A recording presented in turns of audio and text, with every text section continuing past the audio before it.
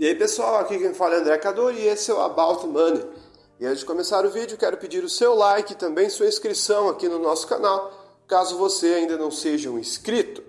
E nesse vídeo eu gostaria de trazer para vocês trechos e participações e também falar um pouco sobre aquele que eu considero o melhor investidor de todos os tempos. E isso é muita coisa, porque abrange o mundo inteiro. Infelizmente, quando eu faço vídeos de investidores de outros países, eu percebo que a recepção das pessoas que estão assistindo aqui no canal não é tão grande que nem a recepção que tem de investidores locais. De certa forma, eu acho que esses investidores aqui do Brasil conectam mais com o investidor iniciante que está assistindo vídeos aqui no canal. As pessoas se interessam muito mais ouvir sobre esses investidores como Luiz Alves, Luiz Barsi e Lírio Parisotto. Só que o maior investidor de todos os tempos, infelizmente, para mim não estava no Brasil. E aquele que muitos consideram como o maior em valor, em volume, bilhões, certamente é Warren Buffett. Todo mundo sabe disso. Só que para mim o seu braço direito era muito melhor do que o Warren Buffett, o próprio Warren Buffett. Quem sabe ele não tivesse a mesma genialidade, digamos assim, nata de Warren Buffett, mas ele era mais inteligente nas ideias e na percepção com relação aos investimentos. Ele ajudou, inclusive, Warren Buffett a tomar decisões muito importantes na sua carreira. No começo, Warren Buffett gostava de comprar ações totalmente desvalorizadas, às vezes de ações pequenas ou que não tinha nenhum tipo de lucro ou situação operacional interessante. Ele só queria comprar ações abaixo do valor justo. Afinal de contas, ele era da escola de investimentos de Ben Graham. Ele era um value investor. Ele continua sendo um value investor, porém depois que ele conheceu Charlie Munger, que no caso para mim é o melhor investidor de todos os tempos, ele mudou a sua concepção com relação aos investimentos. Ele começou a olhar as ações não só em comprar mais barato, mas comprar ações a um preço mesmo que um pouco mais caro, mas de uma empresa de altíssima qualidade. Se ele não tivesse esse tipo de análise, ele nunca teria feito um investimento em Apple ou Coca-Cola, por exemplo. Afinal de contas, é muito melhor você estar posicionado em uma empresa que dá apenas notícias e resultados positivos ao longo dos anos, por mais que você pegue um preço um pouco mais caro e ela vá se valorizando, do que você pegar uma ação barata que vai ficar barata para sempre. Então evitou muitas armadilhas nos investimentos de Warren Buffett ter conhecido esse mega investidor Charlie Munger. Charlie Munger morreu recentemente, estava perto de completar 100 anos de idade. E sem dúvida nenhuma, o braço direito de Warren Buffett tinha uma percepção com relação aos investimentos muito afiada, além de ter um certo humor ácido com relação aos investimentos e uma falta de paciência com pessoas que não entendem do assunto. Nas diversas reuniões da Berkshire Hathaway, ele respondeu a questões, às vezes um tanto quanto óbvias com relação aos investimentos, e ele não tinha a mesma paciência de Warren Buffett para aguentar todo esse tipo de comentário.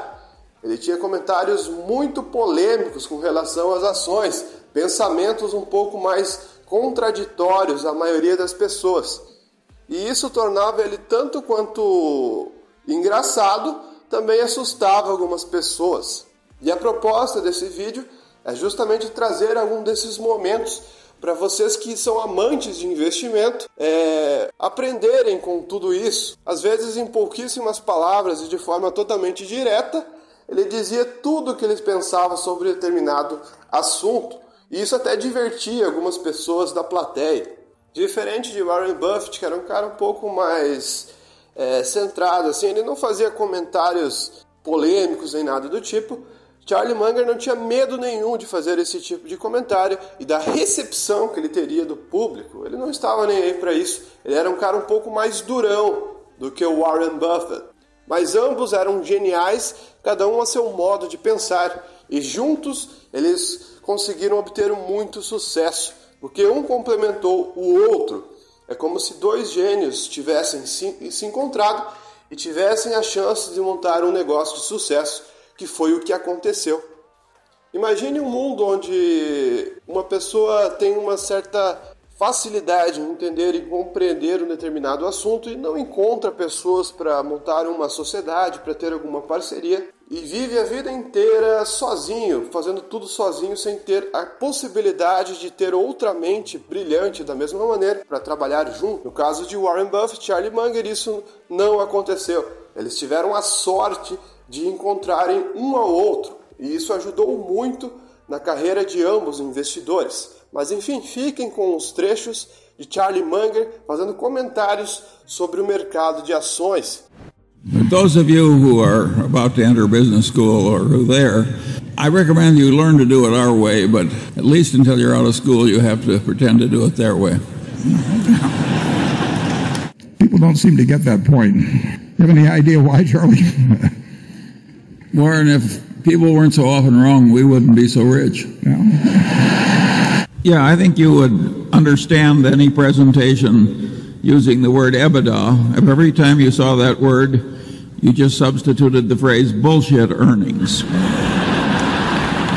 So, no, I'm optimistic about life. If I can be optimistic when I'm nearly dead, surely the rest of you can handle a little inflation. And of course, that's the other advice. The best way to get what you want in life is to deserve what you want.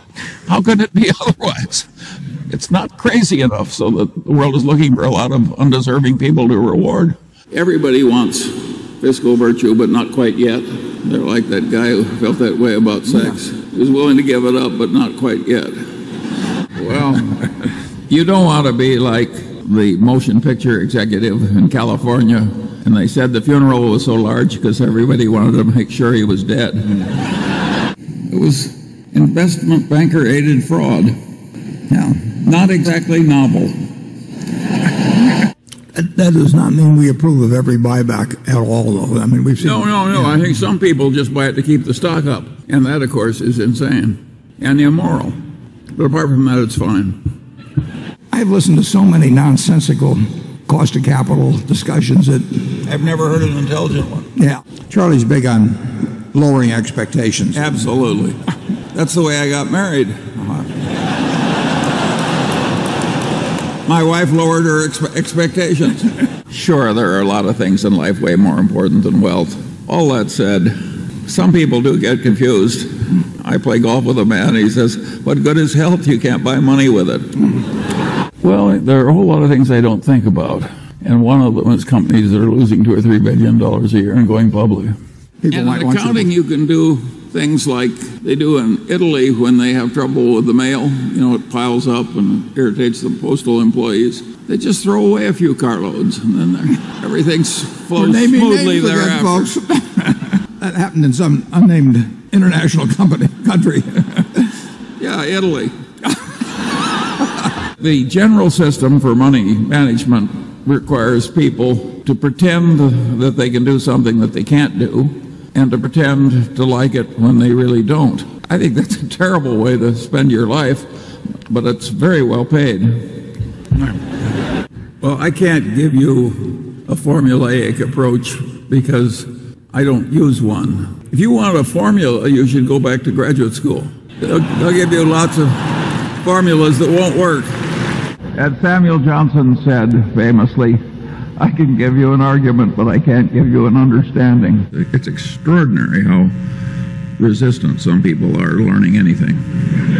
He volunteered. No, the board at Lubrizol did not breach its duty because we were not going to participate in the transaction if they didn't do it our way. Has anybody else got an easy question? And yet it's perfectly obvious, at least to me, that to say that derivative accounting in America is a sewer is an insult to sewage. It's not that great a business as a business, casualty insurance. It's a tough game. There are temptations to be stupid in it. It's like banking.